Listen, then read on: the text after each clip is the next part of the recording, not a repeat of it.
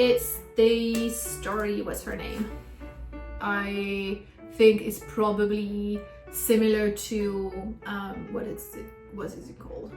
And then I finally read I quite enjoyed the book. It was not, I did very well on my plan to be, oh no, I had one more book.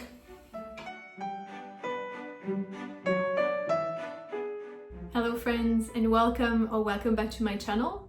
If you're new here, my name is Kat and I make videos about books, writing and other random things living rent-free in my neurodivergent brain. Today I'm doing my October reading wrap-up. I'm quite pleased that I read 7 books this month, and all the books on my TBR except one, which was the second volume in a series that I'm not going to continue. So I did pretty well. I'm quite happy with myself for the month of October. Of the 7 books I read, one was a DNF, but other than that, I think it was quite a successful reading month. So the book I DNF'd is Motherhood by Sheila Heti, and this is a very sad disappointment. I heard lots of good things about this book, especially from Lena Norms, who absolutely loved this book, and I was excited to pick it up and to buddy read it with one of my good friends who is not on YouTube. Unfortunately, neither of us really enjoy this. It's basically following the internal thoughts of an anonymous narrator who is questioning her desire to have children. And so the topic is very interesting to me because I am child-free, and I find it very interesting to discuss kind of the reasons of why certain people want children, why others don't, kind of like the expectations of women to have children and how that shape our desire and how that shape kind of the discourse we can have around motherhood. So the premise of this was right up my alley. I was very excited about it. But in terms of the execution, that was a bit of a strange book. The narrator is basically like using coins to ask questions and get answers. So I think like if it's 2 heads, 1 tail, like it's a yes, and the reverse is like a no, or things like that. And it's represented in the book, so I can see if I can find the page.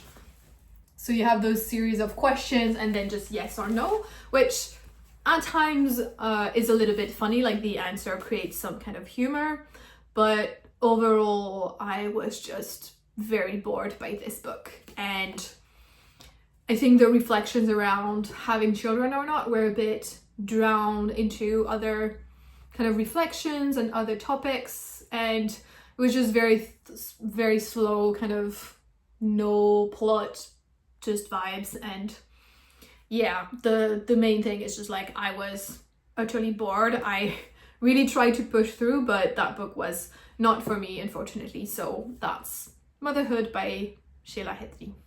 Next, my plan was to read the first 2 volumes of Monstress by Marjorie Liu and Samantha Keda. I ended up just reading the first volume and decided not to continue with the series. So this was a recommendation from Steph at the Steph Morgan channel, and I was very drawn to it because of the art style. I think it's truly gorgeous, and it's very much a matter of taste, but for me, I thought it was very beautiful. I liked the detail, the kind of Art Nouveau inspired style, and all of that kind of also manga style a little bit. So yeah, I think it's just gorgeous, and that's really what caught my eye. I also like this idea of the main character, Maika, is a half wolf. I read it in French, so I'm not sure how it's translated in English, but the idea is that she has a connection with a very powerful monster. And so I was curious to learn more about this. I didn't know much about the plot, but kind of that contrast between this frail looking teenager and this very powerful monster sounded quite interesting. Unfortunately, I didn't really gel with how the world building was done. I think there was a bit of an imbalance in the sense that it felt overly complicated for no reasons, and maybe things are explained later in the other volumes, but you can't really ask a reader to wait until like volume 2 or 3 or whichever to kind of explain things and have the resolution that they're looking for. So it felt that at times there was a bit of a clunky exposition, so things like characters telling each other things that they already know just for the benefit of the reader.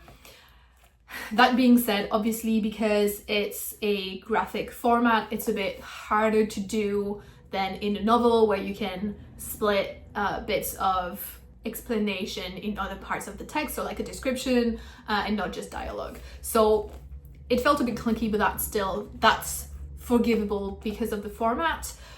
What was a bit less forgivable for me was just the fact that kind of the basic rules of the world felt very unclear to me. And so kind of basically the most important bits, the bits that I need to understand what is going on, weren't unclear and were missing for me. But on the other end, at times we just get a dump of details that, one, I will never remember in like 2 pages later, and 2, doesn't seem necessary, don't really make sense.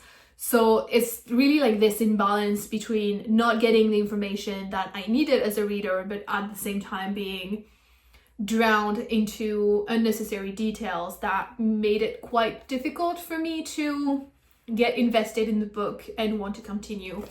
I think it improved quite a bit toward the end of the volume, and like there is a cliffhanger that is really grabbing, and like you're very curious to know what is gonna happen next.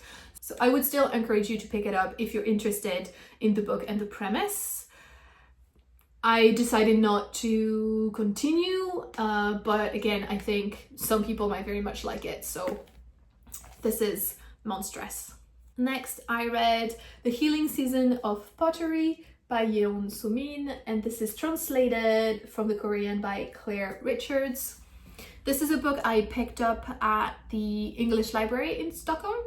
It's the story of Young-min, who is very burnt out from her work, and she kind of retreats into herself and into her apartment for something like 9 months. And then one day she goes out to try to find coffee, and she stumbles into this pottery workshop. She basically starts learning pottery, making friends, getting to know the people at the workshop, and that kind of get her out of her shelf and kind of help her heal from her burnout.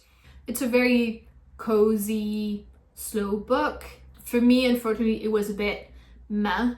I didn't feel massively invested. I didn't really care about the characters, and I would have wanted a bit more about the burnout part. It's not even mentioned explicitly in the book that Young-min had burnout, and so it just feels a bit like, I don't know, weird. Like she just stops going out for 9 months and then suddenly she goes to that pottery shop and then starts to feel better. I think there is like a bit of distance from the characters somehow in the narration, and so I didn't get as much psychological depth as I would have wanted from this book. So if you want something kind of comforting, a bit low stakes and quiet, I think you might still enjoy this. For me, I just wanted more from this book because I kind of obviously related to her situation, and so I was hoping to get something out of it, like some kind of healing myself, I guess, from it, which I didn't really get. On a minor note, a thing that bugged me a little bit as well with this book is the lack of acknowledgement of the privilege that Young-min has, because like, yes, she's burned out, severely burned out, and that sucks. But the reality is just like, not everybody is able to just stop working and just stay at home for 9 months and then spend a month like practicing pottery. I mean, at times it says like her finances are a bit tight and her savings are running low and stuff, and obviously it wasn't really the subject of this book, but still it kind of tickled me in not the right way, that she had such privilege, and it's not really talked about or acknowledged at all in the book. I think it's mainly meant to be fuzzy and heartwarming and cozy and all of that, but I would have wanted something a bit more critical and a bit more depth. So yes, I guess that's why I probably had expectations that were not matching what this book was trying to achieve. I still think some people would really much enjoy this, but for me, I'm just gonna let it go and hold it this month. Next, I read Slow Productivity by Cal Newport. I had started this in September and then read it still very slowly over the course of October. It's a tiny book and probably it wasn't the best way to read it. I think I would probably have gotten more from it if I had read it in a more compressed manner. So now I feel like I need to go back and kind of extract some actions and lessons that I want to take out from this book. But in general, I think a lot of those ideas I was kind of familiar with because I do listen to Cal Newport's podcast from time to time. I read his newsletter and all of that. So it was interesting. I would still recommend it if you're interested in the topic. I don't think it's his best book. Also, the audience feels much more narrow than his other books because basically it is targeted at knowledge workers who have a lot of flexibility and power over how they organize their work. So it's mainly for people who are self-employed and working in academia, which is a fairly narrow audience, I would say. There are still ideas and practices that would be beneficial for other types of knowledge worker, people who are employed, but obviously the bandwidth that you have in that context is much more limited. So that's also kind of a caveat from this book, that not everything will be realistic and applicable for everyone. And I mean, Cal Newport is very open about it and straightforward and kind of acknowledges it, and gives some guidance or advice on how to still benefit from the strategies that he suggests, but just kind of, yeah, a little bit of warning if you decide to pick this up, that part of it will likely not be applicable to your situation.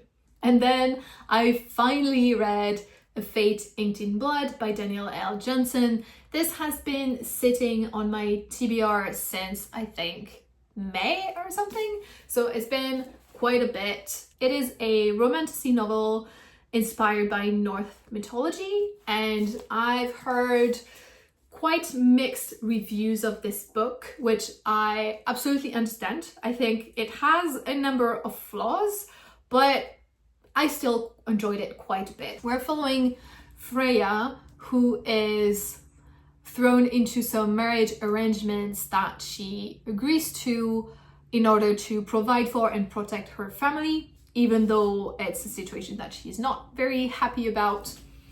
And quite early in the book, we understand that she has a secret, that she has some magical power that she's not supposed to talk about. And obviously the romantasy part of this book is with a man that she's not supposed to fall in love with because it's the son of the man she is married to. So lots of drama, lots of stakes, a lot of painting and unsatisfied desire. I really love the first half of this book, like the part where we discover Freya's secret, her magic, and see her learn to wield that magic and what she's able to do with it. I thought that was done very well. It was very fun. I really enjoyed it. The second part started to fall down a little bit because the main issue for me with this book is that it's massively predictable. So I was not surprised by any of the plot twist and the thing that happened in this book. I saw them coming from a mile away, and at times things are obvious to the point that the characters feel very dumb for not putting two and two together.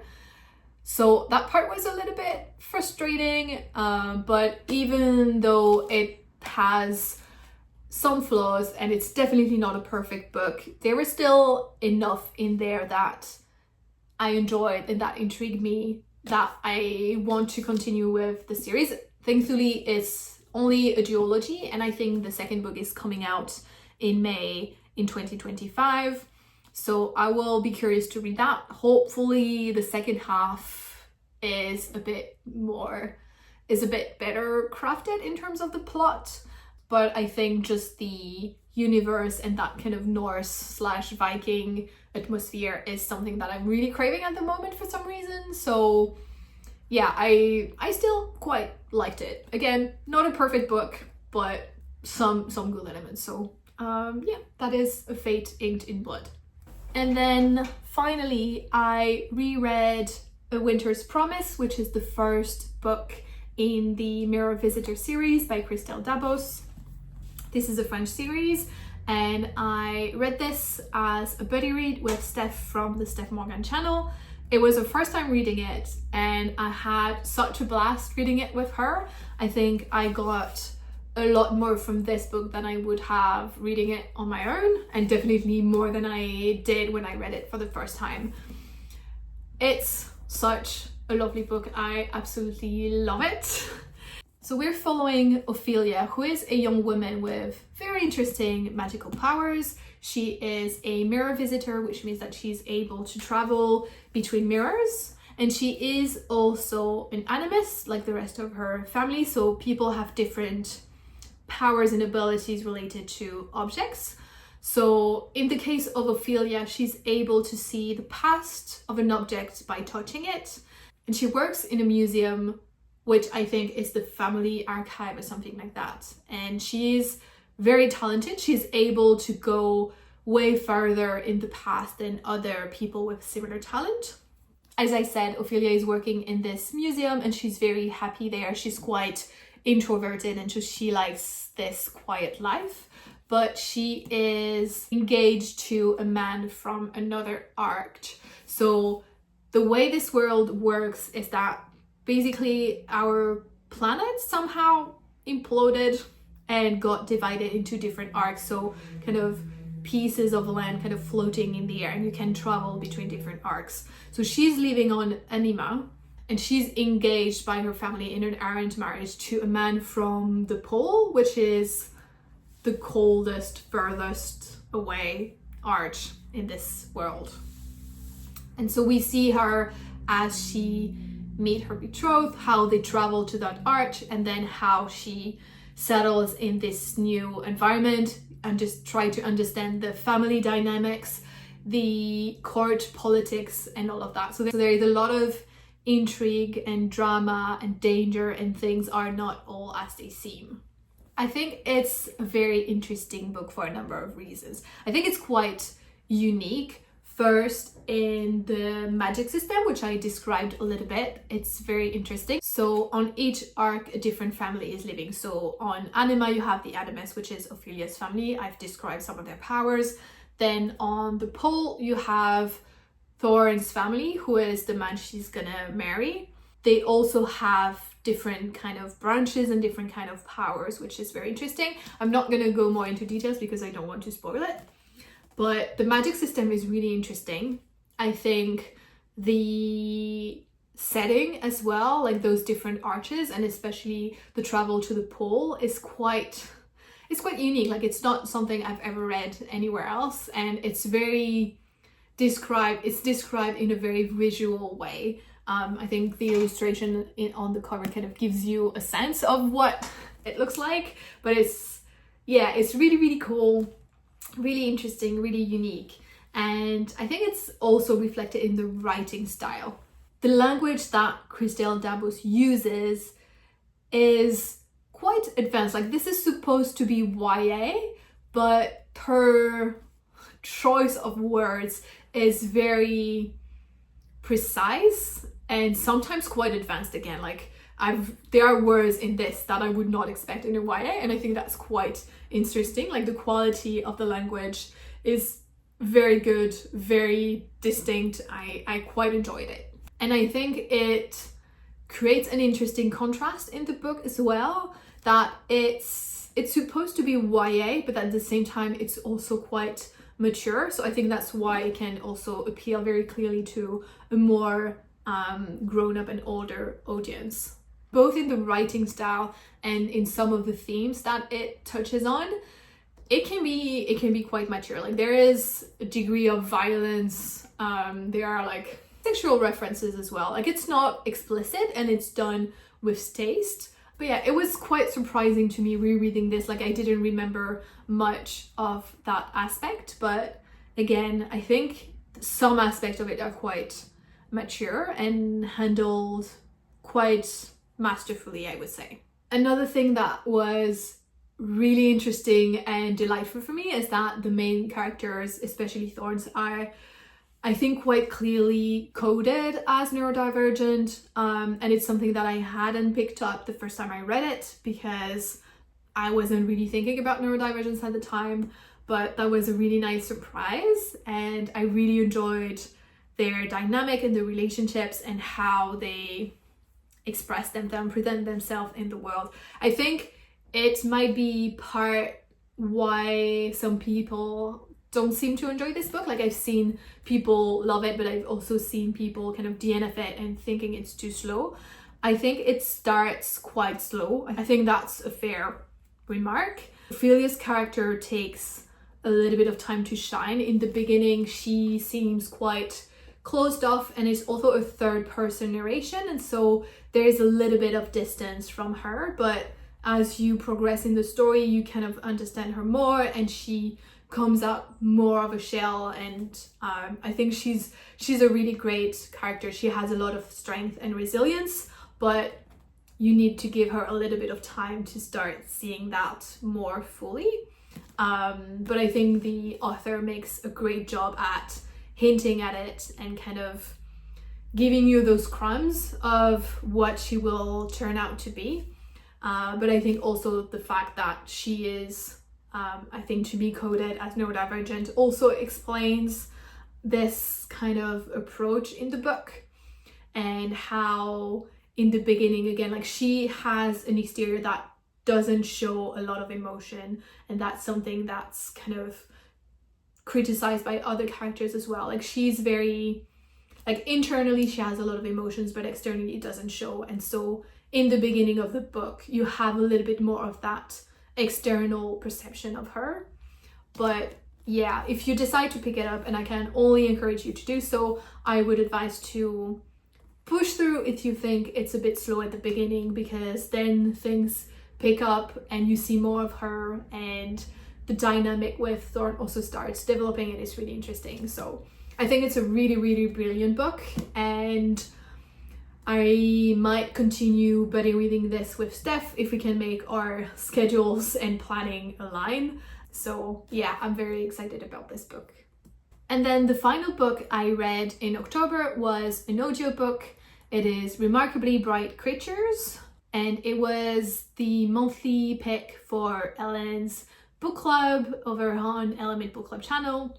I thought it was a very lovely and heartwarming story, and you follow Tova, who is an older woman working at an aquarium. You also have the point of view of Marcellus, who is a octopus, which is quite unique and interesting, but you also get points of view from a lot of different characters, and there is a little bit of a mystery to the story, although you kind of piece things together fairly early in the book, and then kind of see how the characters on their own timeline kind of get to solving that mystery as well.